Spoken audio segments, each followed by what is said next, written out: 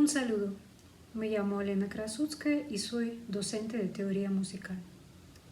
Hoy el tema será la práctica de audición musical con la partitura. Hemos hablado antes que las aptitudes musicales se desarrollan a través de la actividad musical. La actividad indispensable en nuestro arte es la percepción auditiva, es decir, la audición de las obras musicales. Los partícipes de esa actividad estamos en el rol de oyentes y la manera en que escuchamos demuestra nuestro nivel de musicalidad. Un gran filósofo alemán y padre de la sociología de la música, Theodor Adorno, propone una curiosa clasificación de los oyentes musicales según sus actitudes y sus niveles de conciencia en el proceso de percepción. Primero, Adorno menciona a los oyentes indiferentes o no musicales, los cuales en realidad son muy pocos, y él atribuye este rasgo no tanto a la falta de las aptitudes musicales, sino a los aspectos psicológicos probablemente procedentes de la infancia de estas personas. Luego habla de los oyentes entretenidos, los cuales francamente son los más numerosos y los más influyentes en la industria de la cultura. Este tipo de oyentes tratan la música como una forma de confort y de placer y evitan cualquier tipo de esfuerzo o incomodidad en el proceso de la percepción. Es curioso que Adorno señala como un grupo específico a los oyentes de jazz, acusándolos de falsos vanguardistas y de sectarios. Pero hay que recordar que el libro Introducción a la Sociología de la Música de Adorno fue escrito en los años 60 del siglo XX. En mi opinión, el autor describe no tanto el nivel de musicalidad de los oyentes de jazz como su actitud algo elitista y excluyente, la cual hoy en día podemos encontrar en adeptos fervorosos de diferentes géneros musicales, como el rock o la música electrónica. De hecho, Adorno señala también a los oyentes resentidos como una categoría similar, los oyentes que demuestran cierto fanatismo hacia la música clásica, negando otro tipo de estilos musicales.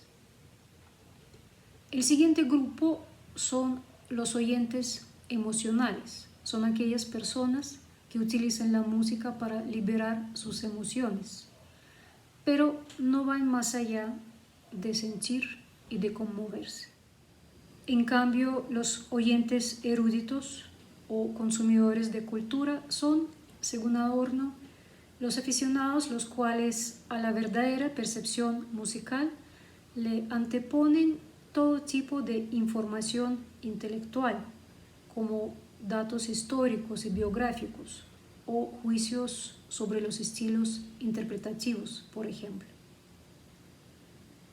Siguen los buenos oyentes. Ellos perciben el lenguaje musical de manera similar a la que todos percibimos el lenguaje natal, sin darnos cuenta de la gramática y de la sintaxis, comprendiendo el sentido del discurso empíricamente. Y finalmente, Adorno habla de los oyentes expertos, los que se definen también como oyentes adecuados. Se caracterizan por la audición estructurada, la audición que les permite percibir, concientizar y apreciar la mayoría de los detalles estructurales del discurso musical. A este tipo de percepción musical Adorno se refiere como el oído pensante. Ninguna clasificación es absoluta y claramente la de Adorno no es ni la única ni la más reciente. Además, cada uno de nosotros puede tener diferentes tipos de actitud y de escucha frente a diferentes géneros y estilos musicales.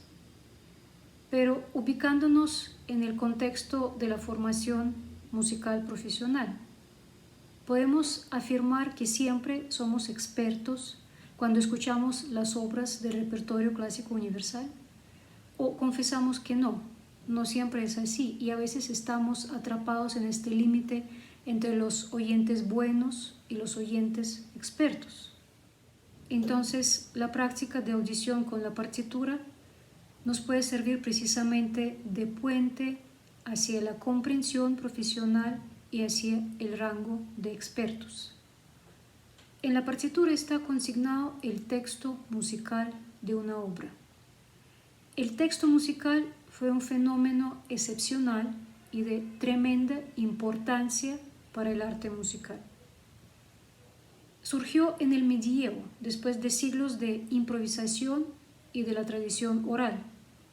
Fue ahí cuando empezó la necesidad de fijar en el texto los resultados de creaciones más elaboradas.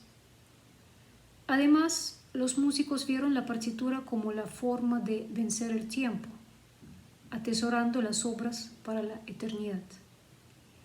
Las creaciones empezaron a convertirse en objetos artísticos e intelectuales, llenos de múltiples significados y de contenidos profundos. Por lo tanto, estudiar la partitura significa descifrar diferentes niveles de complejidad y de sentido de la obra musical. Para un futuro profesional, la práctica de audición con la partitura puede tener objetivos de lectura y de análisis. Por ende, hay que tener en cuenta diferentes parámetros del texto musical y aprender a direccionar la atención a cada uno de ellos. En el primer acercamiento, especialmente sin haber tenido experiencia previa en esta práctica, la atención debe fijarse en la métrica y en el ritmo. El simple ejercicio de seguir el proceso y el diseño rítmico durante la audición permite asegurar la lectura y orientarse mejor en el espacio del texto musical. Entre los parámetros de alturas, el más obvio y más asequible es el melódico. La atención se dirige ante todo a la voz melódica principal y se sigue con el oído interno o incluso con el solfeo entonado. Más adelante se puede de la misma manera explorar otras voces de la textura que tengan desempeño melódico, los contrapuntos, las voces del acompañamiento e incluso el bajo.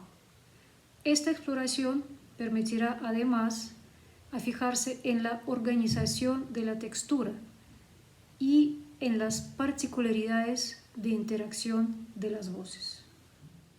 La estructura armónica incluye dos parámetros: el horizontal, que corresponde al desarrollo del discurso en el tiempo, y el vertical, es decir, los acordes. Si la obra pertenece al estilo tonal, lo más evidente a seguir en su discurso armónico será el plan tonal y los procesos relacionados con los cambios tonales. La posibilidad de análisis de los acordes durante la audición depende del nivel formativo del estudiante. No obstante, se puede enfocar en las cualidades sonoras de los acordes, si son disonantes o consonantes, si son densos o despejados, qué tan homogéneos o contrastantes son sus colores, etc. En las obras de los grandes compositores siempre habrá sonoridades que nos sorprenderán. En cambio, no prestar atención a la armonía empobrece la percepción musical. Es más, muchas veces cuando nosotros estamos impresionados con un tema, recordamos su melodía sin darnos cuenta que su belleza está decretada por su armonía implícita. El siguiente reto es entender la forma durante la audición. No es indispensable conocer las tipologías de todas las formas musicales al principio. basta con fijarse en cómo se distribuye el material musical, cuando se repite o se varía o se transforma, cuando aparece un nuevo material que tan relevante o pasajero es, fijarse en los puntos de clímax y distensiones, etc. Claramente siempre habrá más elementos que se van revelando durante las audiciones.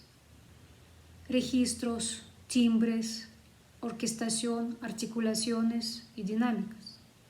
Son infinitos los recursos a los que acude el compositor para elaborar la expresividad de una obra maestra. Y sí, se van a necesitar varias audiciones para entenderla y apreciarla, pero vale la pena. No se puede excluir la audición sin partitura. Mi consejo es que realicen un antes y un después. La música en primera instancia acude a nuestros sentidos y emociones. Para esto sería el antes. Pero el gran psicólogo ruso Boris Tiplov decía que hay una gran diferencia entre sentir durante la música y sentir la música. Lo último es posible solamente a través de la percepción musical estructurada y consciente, a través del oído pensante. En fin, una obra musical es un gran tesoro y la partitura es un mapa para encontrarlo.